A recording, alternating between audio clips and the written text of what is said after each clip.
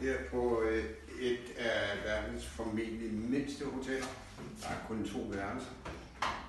Det virker som en form for Airbnb bed and breakfast, men det er et fantastisk hotel med en værtsfamilie, der har en sådan helt særlig historie ved det, at de selv producerer te af nok den ypperste kvalitet, ifølge de oplysninger, vi har.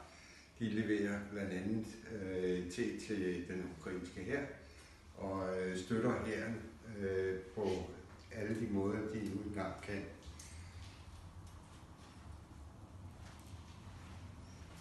Good morning.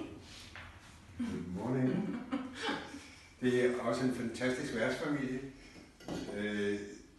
Det, der også er sket, det er, at de har fået en gave, nemlig deres hjemmelavede te, som jeg glæder mig til at prøve at smage, når jeg kommer hjem.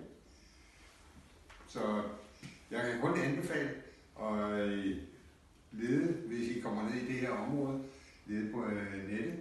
Jeg skal gerne give et link hertil. Så sig til, så kan I få alle de oplysninger, I vil.